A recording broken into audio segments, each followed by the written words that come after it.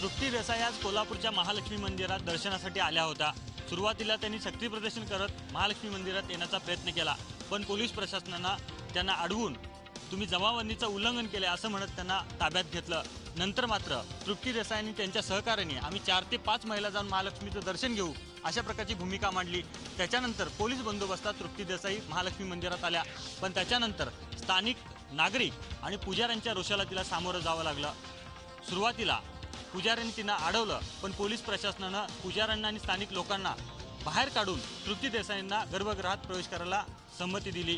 त्याच्यानंतर तृप्ती देसाईंनी दर्शन घेऊन बाहेर आल्या, पण बाहेर येताना मात्र तृप्ती देसाईंना नागरिकांना रोषाला सामोरं जावं लागलं आणि अनेक नागरिकांनी त्यांना मारहाण सुद्धा केली।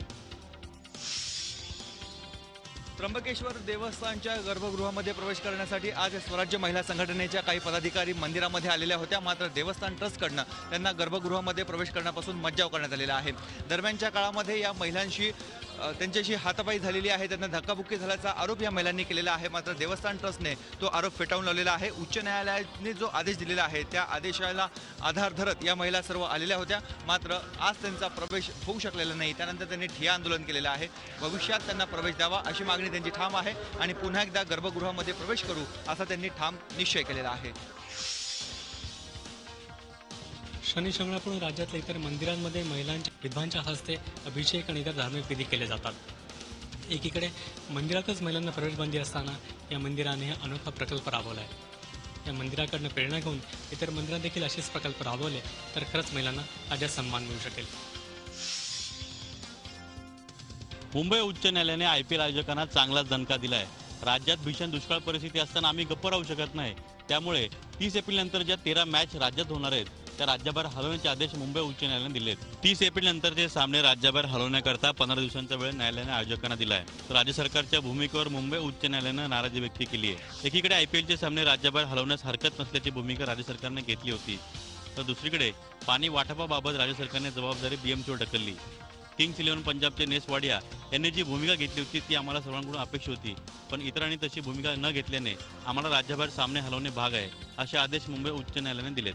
मुख्यमंत्री सहायता निधीला 5 कोटी रुपये आणि IPL मॅच दरम्यान जेवढं पाणी वापरलं जाईल तेवढं पाणी दुष्काळग्रस्तांना पुरवू अशी आम्ही BCCIने मुंबई उच्च न्यायालयात दिली आहे। तर ज्या 7 मॅच राज्यामध्ये होणार आहे त्या मॅचना पाणी पुरवण्याची जबाबदारी रॉयल टफ क्लबने उचलली आहे। लातूरची तहान भागवण्यासाठी मिरजहून निघालेली दुसरी जलराणी आज सायंकाळी 7 वाजता लातूर रेल्वे स्थानकावर दाखल झाली। सकाळी 11 वाजता निघालेली ही 10 वॅगनची रेल्वे जवळपास 5 लाख लिटर पाणी घेऊन आली आहे। कालच्या जलराणीतून 5 लाख लिटर पाण्यामुळे लातूरकरांची तहान काही अंशी का होईना भागली होती, मात्र आता आज आलेल्या 5 लाख लिटरचाही फायदा लातूरकरांना निश्चितपणे उद्या होणार आहे। एकूणच तीव्र पाणी टंचाईच्या काळात मिरजकरांनी लातूरकरांना केलेली मदत निश्चितच उल्लेखनीय आणि दिलासा देणारी आहे। जायकवाडी धरणातील पाणीसाठा खालावल्यानं आता पिण्याच्या पाण्यात तर मोठी कपात झाली आहे, त्यापाठोपाठ आता औद्योगिक वापराच्या पाण्यातही मोठी कपात होणार आहे। आतापर्यंत औद्योगिक वापरासाठी 24 तास पाणी उपलब्ध होतं, मात्र आता हे पाणी 3 तास ते 16 तास असं उपलब्ध होणार आहे। त्याचबरोबर मध्य कंपन्यांना जे पाणी सप्लाय केलं जात होतं त्यातही आता मोठी कपात होणार आहे।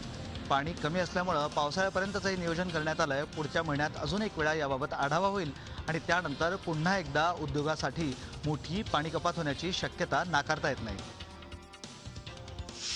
संपूर्ण महाराष्ट्रामध्ये पावसाने दांडी मारली, त्याच्यामुळे मोठा इफेक्ट हा शेतीवर पडलेला आहे।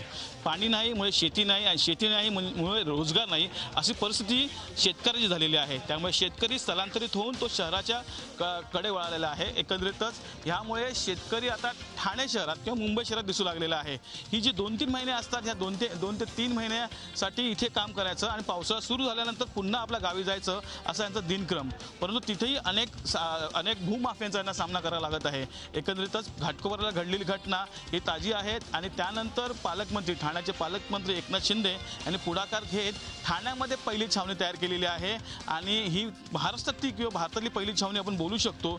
जे महत्त्वाचं काम आहे ते रोजगार मिळण्याचं ते त्यांना इथे मिळणार आहे, पाणी मिळणार आहे, त्याचबरोबर सर्व सोय इथे होणार आहे आणि 2 महिन्याने त्यांना सुखरूप त्यांच्या घरी पाठवण्यात येणार आहे। एकंदरीतच सुरक्षित ठिकाणी इथे आल्यामुळे एक वेगळा आनंद यांच्या चेहरा दिसत आहे। लातूरची गंभीर पाणी टंचाई पाहून दिल्लीचे मुख्यमंत्री अरविंद केजरीवाल यांनी लातूरला दररोज 10 लाख लिटर पाणी रेल्वेने पाठवण्याचा प्रस्ताव ठेवलाय। या प्रस्तावाचे लातूरकरांनी स्वागत केले। मात्र यावर जास्त चर्चा न करता केजरीवालांनी रेल्वेने पाणी लातूरपर्यंत कसं पोहोचेल यासाठी प्रयत्न करावेत। याशिवाय दिल्लीत असणारे रेल्वे मंत्री सुरेश प्रभू यांची भेट घेऊन तात्काळ चर्चा करावी अशी अपेक्षा लातूरच्या नागरिकांनी व्यक्त केली आहे। जर रेल्वेने दिल्लीचे पाणी लातूरला आले तर मिरजकराप्रमाणेच केजरीवाल आणि दिल्लीचे लातूरकर निश्चितच आभार मानतील अशा प्रतिक्रिया दिवसभर लातूर शहरामध्ये उमटत होत्या। त्यामुळे दिल्लीचे मुख्यमंत्री अरविंद केजरीवाल यांनी लातूरला तात्काळ रेल्वेने ट्रेन पाठवण्यासाठी उपाययोजना करण्याची लातूरकरांची तरी कसलीच हरकत नाही।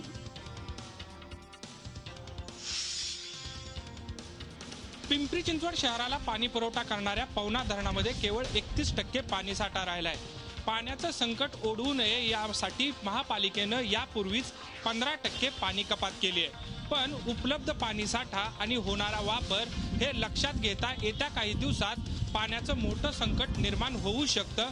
ही शक्यता लक्षात घेऊन पिंपरी चिंचवडचे सर्वेसर्वा अजित पवार यांनी महापालिका प्रशासनाला 15 एप्रिल पासून शहराला 1 दिवसाआड पाणी पुरवठा करण्याच्या सूचना दिल्या आहेत। पण अजितदादांच्या या सूचनांना प्रशासनानं केराची टोपली दाखवल्याचं स्पष्ट झालंय।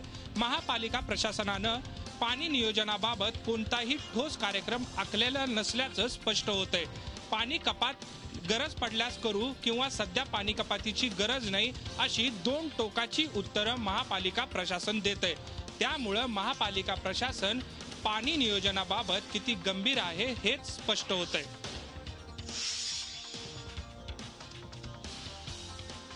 अधिवेशनाच्या शेवटच्या दिवशी विधान परिषदेमध्ये अखंड महाराष्ट्र प्रस्तावाचा मुद्दा चांगलाच गाजला। भाजपला कोंडीत पकडण्यासाठी शिवसेना, काँग्रेस आणि राष्ट्रवादी काँग्रेसनं नियम 23 अंतर्गत स्वतंत्रपणे सभापतींकडे अखंड महाराष्ट्राच्या प्रस्तावाबाबत अर्ज केला होता। नियमाप्रमाणे सभापतींनी हा अर्ज मुख्यमंत्र्यांकडे पाठवला आणि या प्रस्तावामुळे भाजप चांगलाच अडचणीत येण्याची शक्यता होती आणि म्हणूनच अशा प्रकारचा प्रस्ताव नियम 23 अंतर्गत जेव्हा येतो तेव्हा संपूर्ण सभागृहाची संमती आवश्यक असते आणि म्हणूनच अशा प्रकारचा प्रस्ताव येण्याआधी कामकाज सल्लागार समितीमध्ये त्याची मंजुरी घेऊ, त्याबद्दल चर्चा करू आणि मगच पुढच्या अधिवेशनात आणू अशा प्रकारची भूमिका सरकारनं घेतल्यामुळे या अधिवेशनाच्या शेवटच्या दिवशी अखंड महाराष्ट्राचा प्रस्ताव आला नाही। भाजपने हे संकट आज जरी टाळलं असलं तरी पुढच्या अधिवेशनात या संदर्भात सभागृहाला नक्कीच सामोरं जावं लागणार आहे। वक्फ बोर्डाच्या जमिनीबाबत राज्य सरकारने अतिशय कठोर निर्णय घेतलेले आहेत आणि यापुढे वक्फ बोर्डाच्या मालमत्तांच्या उतारावर आता फक्त वक्फ या संस्थेचं नाव लागणार आहे। या मालमत्तांवरील सर्व नोंदी रद्द करून त्या वक्फ संस्थेच्या नावे करणार अशी घोषणा औकाफ मंत्री एकनाथ खडसे यांनी आज विधानसभेमध्ये केली। वक्फ बोर्डाच्या जमिनी बेकायदेशीररित्या हस्तांतरित झाल्या आहेत। यापुढे वक्फ मालमत्तांच्या उतार्यावर कोणत्याही खासगी इसमाचं नाव नोंदवण्यात येणार नाही। जिथे खासगी संस्था अथवा व्यक्तींची नावं असतील तिथं सुनावणी घेऊन वक्फ संस्थेचं नाव लागेल। वक्फच्या जमिनी काही संस्थांनी खासगी व्यक्तींना विकत, भाडेपट्ट्याने अथवा इतर मार्गाने दिल्या आहेत। या सर्व जमिनींवर वक्फ संस्थांची मालकी लागणार असं खडसेंनी सांगितलंय। महत्त्वाचं म्हणजे मुकेश अंबानींचं घर असलेली अँटोलिया इमारत ही सुद्धा वक्फ बोर्डाच्या जमिनीवरच आहे। त्यामुळे या अँटोलिया इमारतीचं काय होणार याकडे सगळ्यांचं लक्ष लागलेलं आहे। गेल्या 4 वर्षात मुंबई महापालिकेने टेंडर न काढता 1600 कोटी रुपयांच्या कामाचे प्रस्ताव पास केले असून यामध्ये सत्ताधारी आणि प्रशासनाने मोठा भ्रष्टाचार केला असल्याचा आरोप मनसेच्या वतीनं करण्यात आला आहे। मुंबई महापालिकेच्या 72(3) कलमाअंतर्गत अत्यंत महत्त्वाची आणि तातडीची कामे टेंडर प्रक्रिया न करता मंजूर केली जाऊ शकतात। हे कलम केवळ शिक्षण विभागातील कामाला लावले जाऊ शकते असा नियम मुंबई म्युनिसिपल कॉर्पोरेशन ॲक्टमध्ये सांगितला गेला आहे। मात्र प्रत्यक्षात हे कलम कमी महत्त्वाच्या आणि सहज होऊ शकणाऱ्या कामांसाठी सर्रासपणे वापरलं गेलं असल्याचं मनसेचं म्हणणं आहे। या संपूर्ण प्रकरणाची चौकशी कॅगमार्फत करण्याची मागणी मनसेचे गटनेते संदीप देशपांडे यांनी केली आहे। जम्मू काश्मीरचे मुख्यमंत्री महबूबा मुफ्ती यांनी आज पंतप्रधानांची भेट घेतली। त्याचबरोबर रक्षा मंत्रालयामध्ये सुद्धा त्यांनी बैठक घेण्यात आलेली आहे आणि जम्मू काश्मीरचे वेगवेगळे मुद्दे सुद्धा मांडलेले आहेत। मुख्यमंत्री झाल्यानंतर पहिल्या दिल्लीला ही भेट होती आणि मोदींना सुद्धा शपथविधीनंतर पहिलीच ही भेट होती IIT मधील विद्यार्थ्यांचं प्रकरण असेल, विद्यार्थ्यांना संरक्षण सरकारने द्यावं अशा प्रकारची मागणी सुद्धा मुफ्ती यांनी केलेली आहे. निर्णायक वर्षात कुठलीही अतिरिक्त कर्ज घेण्यात येऊ नये, त्याचबरोबर कर्ज परतफेडीचे धोरण सरकारनं निश्चित करावं असंही कॅगच्या अहवालात सांगण्यात आलं. कॅगच्या अहवालानुसार 2018 ते 2020 या कालावधीत 42,552 कोटींची परतफेड करावी लागणार आहे, तर 2020 ते 2022 मध्ये 42,160 कोटी रुपयांची परतफेड सरकारला करावी लागणार आहे. राज्यावरील एकूण कर्जाच्या 50% कर्जाची परतफेड पुढील 7 वर्षात सरकारला करायची आहे. त्यामुळे याचा निश्चितच परिणाम सरकारी तिजोरीवर बोजा पडण्यात होईल.